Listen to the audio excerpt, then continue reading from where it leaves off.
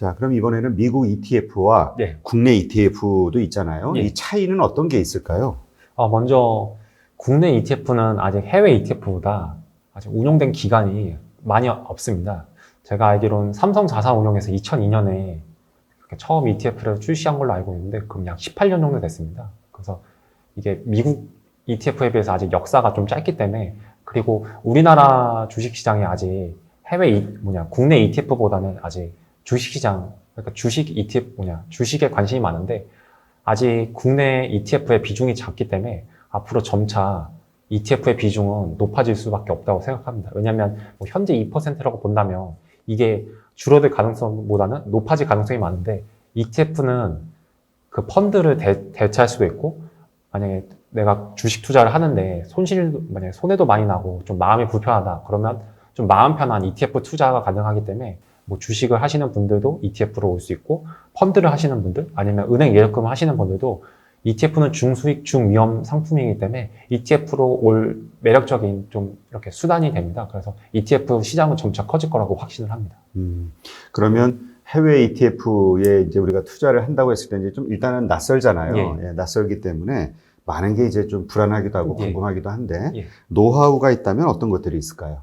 먼저 해외 ETF에 투자하신다고 보면 그 국내 주식에 투자하실 때랑 좀 다르게 생각하셨으면 좋겠습니다. 국내 주식에 투자할 때면 종목 정보도 봐야 되고 차트도 봐야 되고 막 뉴스도 찾아봐야 되고 그렇게 생각을 많이들 하시는데, 해외 ETF 같은 경우는 저는 보통 ETF에 투자할 때 크게 세 가지를 체크를 합니다. 첫 번째로는 추종 지수, 두 번째로는 PDF, 세 번째로는 수익률을 체크를 하는데, 추종 지수는 쉽게 말하면 DNA 같은 거라고 생각하시면 됩니다. 이 ETF가 어떤 목적, 어떤 개념을 가지고 투자를 하는지를 알 수 있는데, 그래서 이 추종 지수에 그 ETF를 어떤 운용 방향으로 할지 이 관념이 들어가기 때문에 이 ETF가 좋은지 안 좋은지는 대부분 추종 지수를 보면 구조적으로 좀 알 수가 있습니다. 그래서 ETF 중에서도 좋은 ETF가 좀 있고 안 좋은 ETF가 좀 있기 때문에 좋은 ETF에 투자하시는 게 좋지 않나라는 생각이 있습니다. 그러면 그 추종지수라는 게 좀 우리가 예. 애매하니까 예. 하나 사례를 좀 들어서 예. 어떤 추종지수, 투자하고 있는 ETF 중에 하나를 예. 설명을 좀 해봐 주시면. 제가 좋아하는 ETF 중에 하나가 그 미국 나스닥 시장에 투자하는 QQQ가 있는데, QQQ의 추종지수를 보면 그 미국 그 나스닥 시장에서 상위 100종목에 투자한다라는 게 있습니다. 그래서 QQQ가 뭔지 투자를 만약에 생각을 하신다면 QQQ의 추종지수는 미국 나스닥 100 지수다. 그래서 미국 나스닥 100 지수를 보면 해당 그 ETF 안에 금융업을 제외하고 굉장히 좀 애플도 있고 마이크로소프트도 있고 많이 있습니다. 그래서 QQQ를 사면 나스닥 시장 상위 100개 종목에 투자할 수 있구나. 그런 게 추종지수입니다. 그래서 추종지수를 생각을 하시면 이 관념, 개념, 생각이 들어가기 때문에 저는 추종지수가 이 세 가지 중에서 가장 중요하다고 생각이 되고, PDF가 그 다음에 아까도 말했듯이 포트폴리오 디파짓 파일인데 이 안에 어떤 주식, 아니면 채권이 어떤 비중으로 들어가 있는지 알 수가 있습니다. 그래서 해당 종목과 비중 한번 체크하시고 이게 보시면 되고, 세 번째로는 수익률인데 보통 좋은 ETF가 과거 수익률도 좋습니다. 이게 좋은 ETF는 수익률이 좋을 수밖에 없습니다. 이게 꼭 좋은 수익률이 수익률 20%, 10% 이게 좋다 나쁘다가 아니라 이 안정성을 고려했을 때 만약에 고수익인데 위험성이 너무 높은데 수익률이 10%다. 그러면 좀 안 좋은 ETF인데 안정성이 예를 들어 위험성이 10%, 20% 낮으면서 수익률이 10% 정도다. 그러면 그건 좀 좋다고 생각을 합니다. 그래서 구조적으로 이 추종지수를 보면 좋은 ETF랑 안 좋은 ETF가 조금 정해져 있습니다. 그러니까 추종지수라는 게 결국 예. 이 ETF는 어떤 종류의 주식들을 담아 놓는다라는 어떤 조건을 알려주는 거네요. 어찌 보면 약간 그 법안 그런 개념, 그냥 규정 같은 거라고 볼 수 있습니다. 그 조건에 맞는 기업들만 담겠다는 거잖아요. 그래서 그렇게 절차가 있기 때문에 그냥 아무렇게나 하는 게 아니라 그 기준에 맞는 거에 하기 때문에 펀드 매니저처럼 그렇게 사람이 개입할 여지가 좀 적습니다. 사람은 좀 감정적으로 펀드 매니저 같은 경우는 감정적으로 할 경우가 있기 때문에 그게 독이 될 수도 있지만 득이 될 수도 있지만, 그래서 인덱스 펀드에서 진화한 ETF는 이 추종 지수가 그 ETF를 관리하기 때문에 굉장히 그런 감정적인 개입할 여지가 거의 없습니다. 수익률을 좀 보면 좋다 이야기도 하셨는데 어떻게 수익률은 뭐 지난 10년간의 수익률을 보면 될까요? 아니면 어떻게 적정하게 몇 년 정도를 보면 될까요? 먼저 단기간의 수익률은 조금 안 보셨으면 좋겠습니다. 먼저 3개월, 6개월 수익률도 있긴 한데, 뭐 최소한 1년, 뭐 길게는 10년까지 수익률이 있습니다. 그래서 뭐 1년 수익률, 3년 수익률, 5년 수익률, 10년 수익률이 있기 때문에 이게 투자 기간이 뭐 3년에서 5년 정도다. 그러면 조금 1년에서 3년, 5년의 수익률을 보시면 좋겠고, 나는 좀 10년 이상 투자할 수 있다. 예를 들어 뭐 개인연금이나 퇴직연금에서 ETF 투자가 가능합니다. 그래서 개인연금에서 ETF로 운용을 하겠다. 그러면 뭐 20년 정도 뒤에 쓸 자금이기 때문에 장기 수익률을 보시면 좋습니다. 그렇군요. 예. 자, 그럼 이번에는 미국 주식시장에는 예. 좀 7가지 특징이 있다. 이런 예. 얘기를 하셨는데 예. 어떤 것들인지 좀 설명해 주세요. 첫 번째로는 이 상승과 하락 표시가 우리나라 주식시장과 다릅니다. 그래서 미국 주식시장 같은 경우는 상승이 이게 초록불이고 하락이 빨간불입니다. 근데 우리나라 시장에서는 빨간 게 좋지 않습니다. 그렇죠. 빨간 넥타이매는데. 예, 예. 그래서 저도 빨간 펜 들고 있는데, 근데 이게 어차피 증권사 어플을 통해서 거래를 해야 되기 때문에, 그거는 크게 신경을 안 쓰셔도 알아서 됩니다. 증권사에서 우리 식으로 다 예, 바꿔놓는다고 변환이 그러죠? 돼서 보여주기 때문에, 그게 크게 신경을 안 쓰셔도 되고, 두 번째로는 상한가 및 하한가 제도가 없습니다. 우리나라 주식시장은 뭐 상한가 30% 마이너스, 하한가 30%까지 가능한데, 미국은 웬만하면 시의적 아니면 수급에 따라서 이게 좀 주가가 좀 형성이 됩니다. 그래가지고 그래서 막 어떤 주식은 뭐 하루에도 막 50% 오르고 50% 하락할 수도 있는데, ETF는 기본적으로 분산 투자가 돼 있는 금융 상품이다 보니까 뭐 하루에 30%, 50%인 수익률이 레버리지나 인버스 ETF를 제외하고는 크게 없습니다. 그렇기 때문에 그렇게 큰 변동성이 해외 주식에 비해서 좀 적다고 할 수가 있습니다.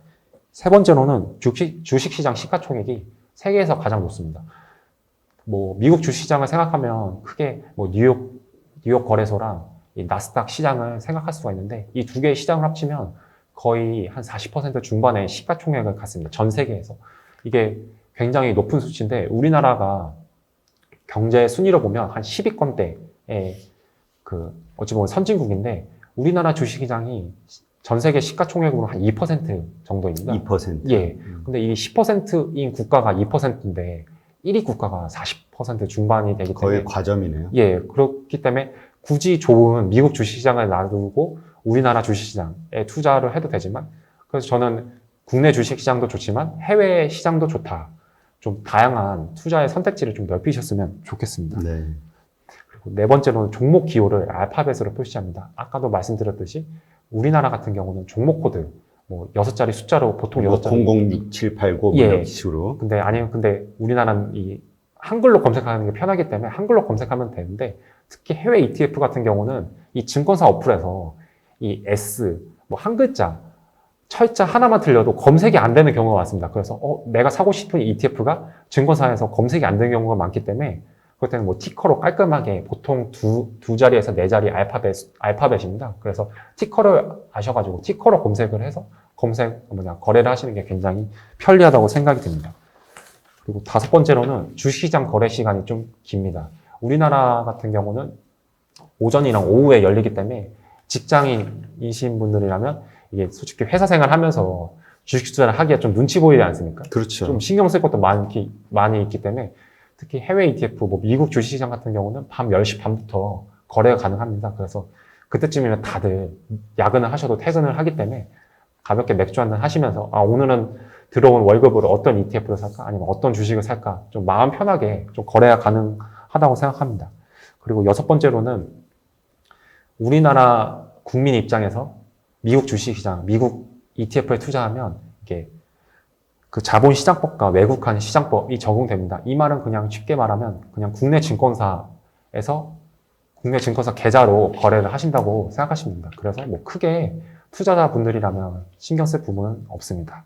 그리고 일곱 번째로는 미국은 장기 투자 자금과 이 글로벌 자금, 그리고 기관 자금 비중이 높습니다. 우리나라는 뭐 사실 개인의 투자 자금 비중이 좀 낮지 않습니까? 그래서 막 이 개인은 이기기 힘들다, 뭐 외국인이랑 기관이 많이 이긴다라는 좀 인식이 있는데, 해외 시장 같은 경우는 기관 비중과 특히 뭐 외국인 비중이 높기 때문에 좀 장기적인 비중이 있습니다. 그래서 우리나라보다는 좀 안정적으로 마음 편하게 투자할 수 있는 그런 환경이라고 생각합니다. 네, 그렇군요. 그러면 이번에는 우리가 어쨌든 이제 투자를 하려면 참고를 할 만한 뭔가 인포메이션을 볼 만한 사이트 같은 게 필요하잖아요. 이 해외 ETF를 투자할 때 우리가 참고로 이렇게 보면서 할 만한 그런 사이트는 뭐가 있을까요? 크게 한 두 가지 종류로 생각이 되는데, 첫 번째로는 그 ETF와 관련된 정보를 전체를 보여주는 ETF.com이랑 ETF 데이터베이스가 있습니다. 여기를 들어가 보시면 여기서 ETF 웬만한 거 검색을 다 하시면 뭐 해당 ETF를 검색하면 뭐 상장일은 언제인지, 뭐 추종지수는 뭔지, 뭐 수익률은 얼마인지, 주가는 얼마인지, PDF는 얼마인지, 뭐 작년 수익률은 얼마인지, 기간별 수익률, 뭐 웬만한 게 다 나와 있습니다. 그렇기 때문에 ETF.com이나 뭐 ETF 데이터베이스에서 확인을 하셔도 되고, 사실 뭐 해당 ETF는 ETF 브랜드마다 그 자사 운용사가 다 있습니다. 그래서 해당 ETF 자사 운용사 홈페이지를 들어가셔도 그 ETF가 설명이 굉장히 잘 되어 있습니다. 그래서 뭐 ETF.com이나 해당 ETF 자사 운용사 홈페이지에 들어가셔서 확인을 하시면 좋을 거라고 생각합니다. 네. 그러면 이제 해외 ETF를 우리가 어떻게 활용할 수 있을까? 투자를 하고. 먼저 해외 ETF는 크게 한 6가지로 활용이 가능합니다. 첫 번째로는 이 펀드처럼 활용이 가능합니다. 제가 아까도 말씀드렸듯이 해외 펀드보다는 해외 ETF도 좀 고려해 보시면 좋은데, 그래서 해외 펀드를 대신한 해외 ETF를 좀 찾으셔가지고 투자를 하는 방법이 있고, 두 번째로는 은행 적금처럼 활용하는 방법이 있습니다. 은행 적금하면 보통 자동이체를 걸어놓지 않습니까? 그래서 그런 자동이체를 증권사 주식계좌로, 증권계좌로 이렇게 자동이체를 걸어놓습니다. 이 자동이체라는 넛지를 활용해가지고 뭐 매달 적립식으로 좀 마음 편하게 매수를 하신다면 1년에서 3년 그 은행 예적금 하시는 것보다 훨씬 좋지 않나 라는 생각이 있습니다. 이게 만약에 처음 하게 되면 좀 두려움이 많습니다. 그래가지고 그럴 때는 은행 예적금 만약에 내가 월 30만 원 하려고 했다. 그러면 은행 예적금에 한 15만 원 하시고 해외 ETF에도 15만 원 하셔가지고 직접 1년에서 3년 뒤에 은행 예적금은 뭐 이자 수익이 뭐 10,000원인데 뭐 3년 뒤에 확인해 보니까 해외 ETF 뭐 수익은 10만 원이었다, 뭐 20만 원이었다, 좀 직접 확인을 해보시는 게, 이게 보통 경험을 하는 게 좀 뭐랄까 직접 와닿기 때문에 직접 해보시는 게 가장 좋다고 생각이 듭니다. 그리고 세 번째로는 미국 주식 투자에 활용이 가능합니다.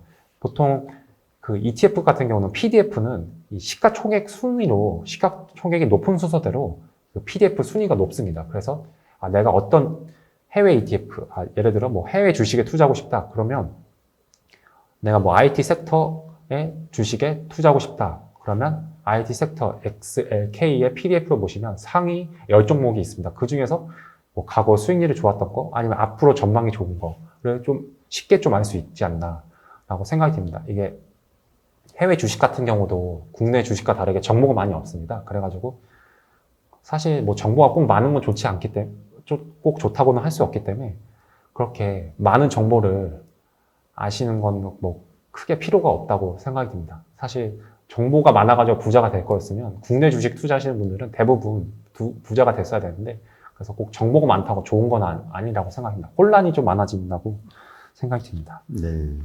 그리고 네 번째로는 이 고가의 미국 주식의 대체 투자가 좀 가능합니다. 아마존 같은 경우는 최근에 최고가를 좀 달성을 해가지고 한 주당 거의 300만 원이 됩니다. 이게 300만 원이면 이게 한 달 월급에는 한 2달 월급, 3달 월급을 모아가지고 한 주를 살 수 있는데, 그래서 ETF에 뭐 아마존에 25%, 30%의 비중을 투자하는 ETF, 뭐 10만 원대인 ETF들도 많습니다. 그래서 아마존에도 투자하고, 뭐 월마트에도 투자하고, 뭐 나이키, 자신이 좋아하는 여러 종목에 이렇게 좀 골고루 투자할 수가 있기 때문에 좀 고가의 미국 주식, 뭐 아마존이나 애플 같은, 애플이 아닌 구글 같은 주식에 좀 대체 투자가 좀 가능합니다. 그리고 다섯 번째로는 부동산 투자로 활용이 가능합니다. 이게 부동산 투자 같은 경우는 요즘 세금 문제나 좀 대출 문제 때문에 좀 어렵습니다. 특히 상가 같은 경우는 요즘 뭐 언택트 해가지고 예전보다 수익률이 좀 많이 안 좋습니다. 그래서 오피스텔에 투자를 하실 분이, 생각을 하시는 분이 있다면 그냥 그 미국 리치 ETF도 하나의 투자 대안이 될 수 있지 않을까라는 생각이 있습니다. 미국 리치 ETF도 고배당 ETF처럼 분배율이 높습니다. 분배율이 높으면서 미국의 대도시에 좀 주요 부동산에 좀 투자할 수 있는 매력이 있기 때문에 뭐 오피스 투자도 알아보시고 뭐 리츠 ETF도 알아보셔가지고 둘이 비교해봐가지고 좋은 거 좀 마음에 드는 거에 투자하시면 좋다고 생각이 듭니다. 여섯 번째는 국내 미출시 및 특색 ETF를 활용하면 좋습니다. 아직 국내 ETF는 해외 ETF에 비해 종목이 많이 없기 때문에 해외 ETF는 좋은데 이거 좀 투자하고 싶다. 그러면 국내 ETF보다는 어차피 같은 투자금이면 100만 원을 국내 주식, 뭐 국내 ETF에도 투자해도 되지만 해외 주식, 해외 ETF에도 투자해도 되는 거거든요.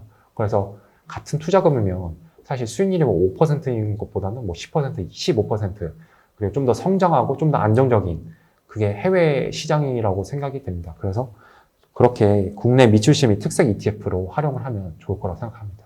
네, 그렇군요.